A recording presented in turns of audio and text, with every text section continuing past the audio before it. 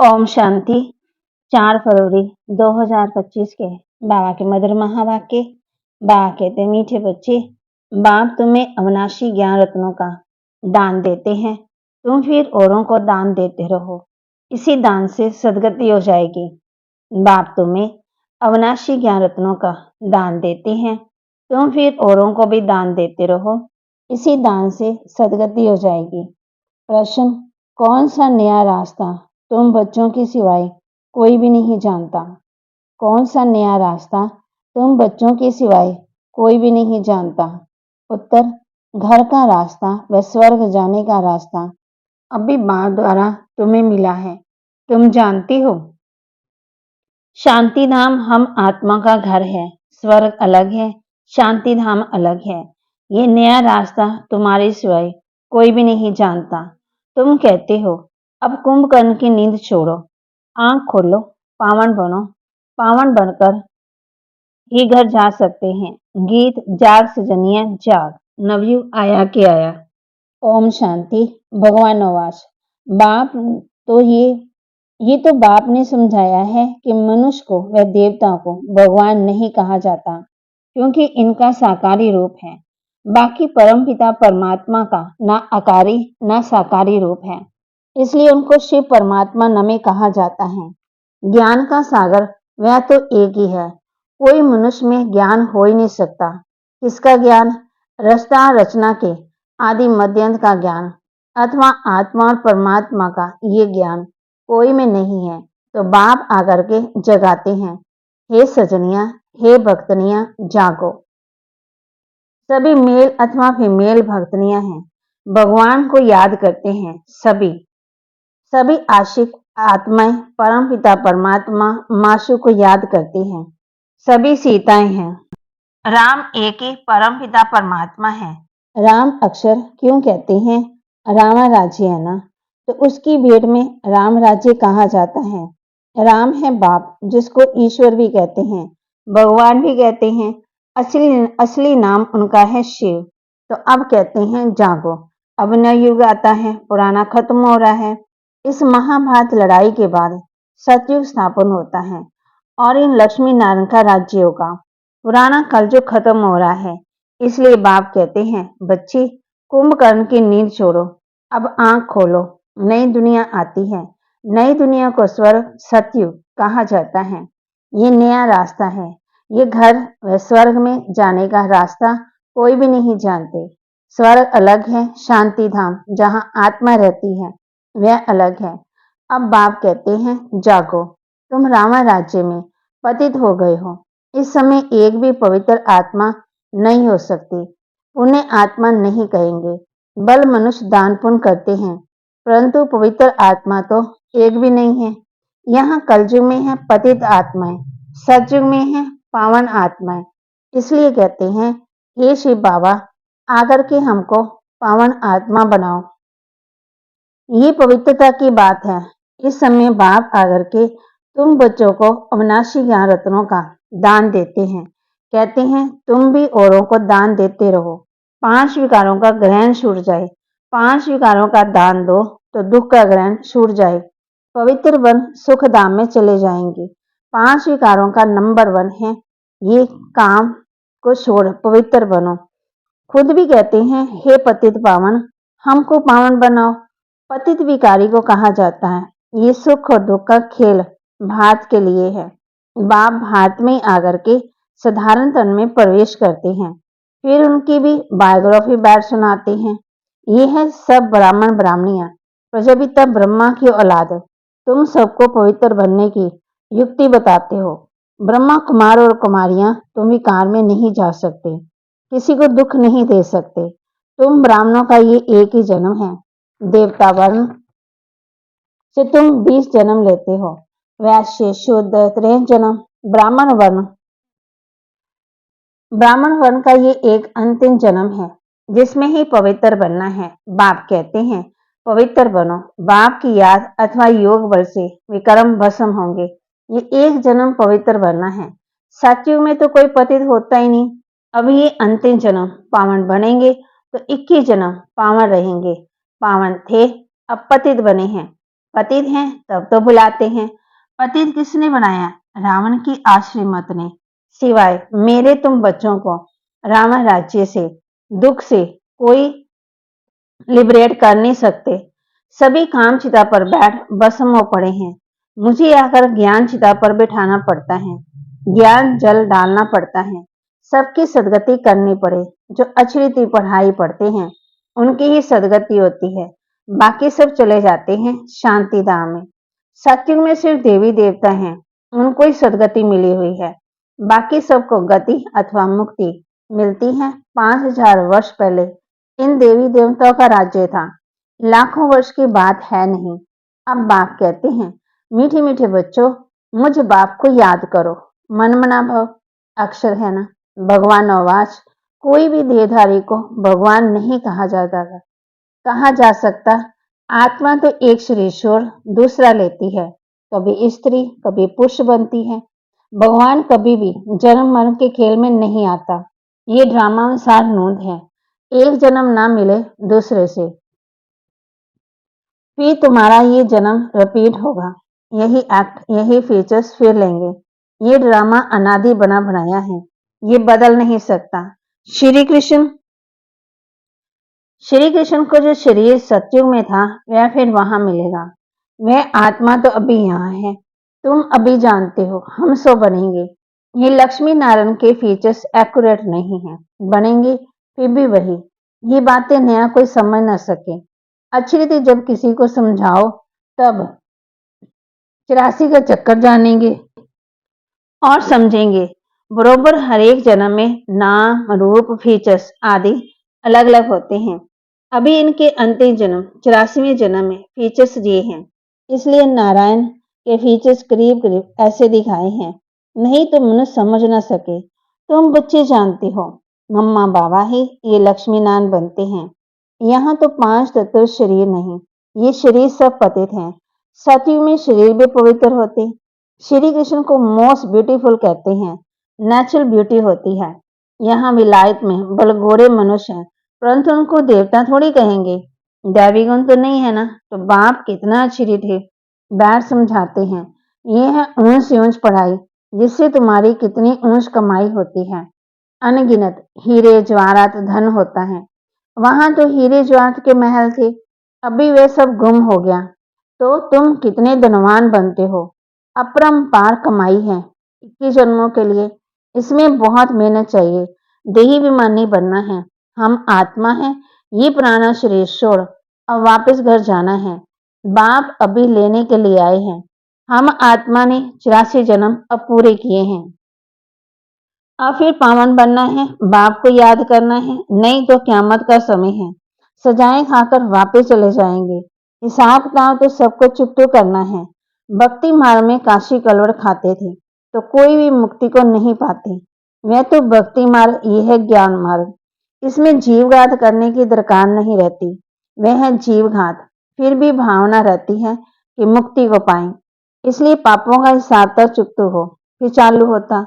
अभी तो काशी कलवड़ का कोई मुश्किल साहस रखते हैं, बाकी मुक्ति व जीवन मुक्ति नहीं मिल सकती। बाप बिगड़ जीवन मुक्ति कोई दे नहीं सकते। आत्माएं आती रहती हैं, फिर वापस कैसे जाएंगे? बाप ही आकर के सबकी सदगति कर वापस ले जाएंगे। सतयुग में बहुत थोड़े मनुष्य रहते हैं। आत्मा तो कभी विनाश नहीं होती।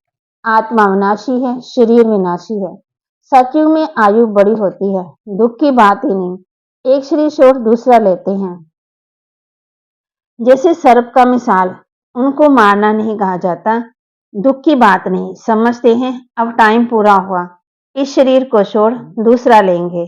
तुम बच्चों को इस शरीर से डिटैच होने का अभ्यास यहाँ ही डालना है।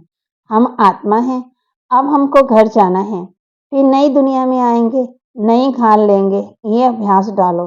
तुम जानते हो आत्मा 84 शरीर लेती है। मनुष्य ने फिर 84 लाख कह दिया। बाप के लिए तो फिर अनगिनत ठिक्कर बित्तर में कह देते हैं। उसको कहा जाता है धर्म की ग्लानि। मनुष्य स्वच्छ बुद्धि से बिल्कुल तुच्छ बुद्धि बन जाते। अब बाप तुमको स्वच्छ बुद्धि बनाते हैं। स्वच्छ बनते हो याद से। बाप कहते हैं अब नवयुग आता है, उसकी निशानी ये महाभारत लड़ाई है। ये वही मुसलों वाली लड़ाई है जिससे अनेक धर्म विनाश, एक धर्म की स्थापना हुई थी। तो जरूर भगवान होगा ना। श्री कृष्ण ही कैसे आ सके? ज्ञान का सागर निराकार या श्री कृष्ण? श्री कृष्ण को ये ज्ञान नहीं है होगा। ये ज्ञान ही गुम हो जाता, तुम्हारे भी फिर भक्ति मार्ग के चित्र बनेंगे। तुम पूज्य ही पुजारी बनती हो। कला कम हो जाती है, आयु भी कम होती जाती, क्योंकि भोगी बन जाते हो। वहां है ही योगी। ऐसे नहीं कि किसकी याद में योग लगाते हो, वह है ही पवित्र। श्री कृष्ण को योगेश्वर कहते हैं। इस समय श्री कृष्ण की आत्मा बाप के साथ योग लगा रही है। श्री कृष्ण की आत्मा इस समय योगेश्वर, सतयुग में योगेश्वर नहीं कहेंगे, वहां तो प्रिंस बनती। तो तुम्हारी पीछे में ऐसी अवस्था रहनी चाहिए जो सिवाय बाप के और कोई याद ना रहे, शरीर से और पुरानी दुनिया से ममत मिट जाए। सन्यासी रहते हैं पुरानी दुनिया में, परंतु घर बार से मोह ममता मिटा देते हैं। ब्रह्म को ईश्वर समझ उनसे योग लगाते हैं। अपने को ब्रह्म ज्ञानी, तत्व ज्ञानी कहते हैं, समझते हैं हम ब्रह्म में लीन हो जाएंगे। बाप कहते हैं ये सब रॉन्ग है, राइट तो मैं ही हूँ, मुझे ही सत्य कहा जाता है। तो बाप समझाते हैं याद की यात्रा में बड़ी पक्की चाहिए, ज्ञान तो बड़ा सहज है, देही विमानी बनने में ही मेहनत है। बाप कहते हैं किसी की भी देह याद ना आए, ये है भूतों की याद, भूत पूजा। मैं तो शरीरी हूं, तुमको याद करना है मुझे। इन आंखों से देखते हुए बुद्धि से बाप को याद करो, शिव बाबा को। बाप के डायरेक्शन पर चलो तो धर्मराज की सजाओं से छूट जाएंगे। पावन बनेंगे तो सजाएं खत्म हो जाएंगी। बड़ी भारी मंजिल है, प्रजा बनना तो बहुत सहज है, उसमें भी शाहूकार प्रजा, गरीब प्रजा, कौन कौन बन सकते हैं, सब समझाते हैं। पीछे तुम्हारी बुद्धि का योग रहना चाहिए बाप और घर से। जैसे एक्ट्रेस का नाटक में पार्ट पूरा होता है तो बुद्धि घर चली जाती है, यह है बेहद की बात। वह होती है हद की आमदनी, यह है बेहद की आमदनी। अच्छी एक्ट्रेस की आमदनी भी बहुत होती है। तो बाप कहते हैं गृहस्थ भाव में रहते बुद्धि योग वहां लगाना है। वह आशिक माशुक होते हैं एक दो के, यहाँ तो सब आशिक हैं एक माशुक के, उन्हों को ही सब याद करते हैं। वंडरफुल मुसाफिर है ना, इस समय आए हैं सब दुखों से छुड़ाकर सदगति में ले जाने के लिए। उनको कहा जाता है सच्चा सच्चा माशुक। वह एक दो के शरीर पर आशिक होते हैं, विकार की बात नहीं है, उसको कहेंगे देवाभिमान का योग। वह भूतों की याद हो गई, मनुष्य को याद करना माना पांच भूतों को, प्रकृति को याद करना। बाप कहते हैं प्रकृति को भूल मुझे याद करो, मेहनत है ना। और फिर दैवी गुण भी चाहिए, कोई से बदला लेना ये भी आश्रय गुण है। सत्युग में होता ही एक धर्म, बदले की बात ही नहीं। वहां पर एक ही धर्म है जो शिव बाबा बगैर कोई भी स्थापन कर न सके। सूक्ष्म वदन वासी देवताओं को कहेंगे फरिश्ते। इस समय तुम हो ब्राह्मण, फिर फरिश्ता बनेंगे, फिर वापस जाएंगे घर, फिर नई दुनिया में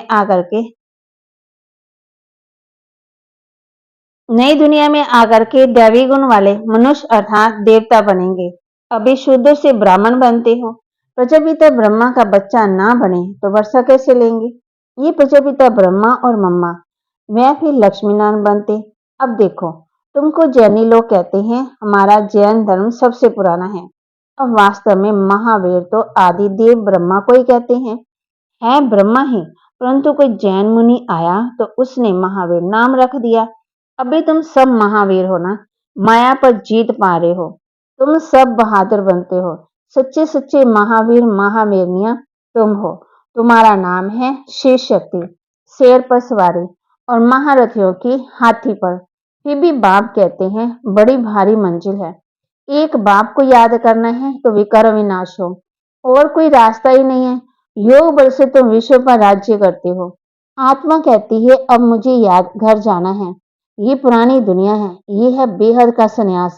ग्रस्त भाव में रहते पवित्र बनना है, और चक्र को समझने से चक्रवर्ती राजा बन जाएंगे। अच्छा, मीठे मीठे सिकिलदे बच्चों प्रति माता पिता बाप दादा का याद प्यार और गुड मॉर्निंग। रूहानी बाप की रूहानी बच्चों को नमस्ते। रूहानी बच्चों की रूहानी बाप दादा को दिलवा जान सिकवा प्रेम से नमस्ते। धर्मराज की सजाओं से बचने के लिए किसी भी देह को याद नहीं करना है। इन आंखों से सब कुछ देखते हुए एक बाप को याद करना है। अशरीरी बनने का अभ्यास करना है, पावन बनना है। मुक्ति और जीवन मुक्ति का रास्ता सबको बताना है। अब नाटक पूरा हुआ, घर जाना है। इस मृत्यु से बेहद की आमदनी जमा करनी है। वरदान, 1 सेकंड की बाजी से सारे क्लब की तकदीर बनाने वाले श्रेष्ठ तकदीरवान भव। 1 सेकंड की बाजी से सारे क्लब की तकदीर बनाने वाले श्रेष्ठ तकदीरवान भव। इस संगम के समय को वरदान मिला है, जो चाहे जैसा चाहे जितना चाहे उतना भाग्य बना सकते हैं, क्योंकि भाग्य विधाता बाप ने तकदीर बनाने की चाबी बच्चों के हाथ में दी है। लास्ट वाला भी फास्ट जाकर फर्स्ट आ सकता है। सिर्फ सेवाओं के विस्तार में स्वयं की स्थिति सेकंड में 60 स्वरूप बनाने का अभ्यास करो। अभी अभी डायरेक्शन मिले, 1 सेकंड में मास्टर बीज हो जाओ तो टाइम न लगे। इस 1 सेकंड की बाजी से सारे क्लब की तकदीर बना सकते हो।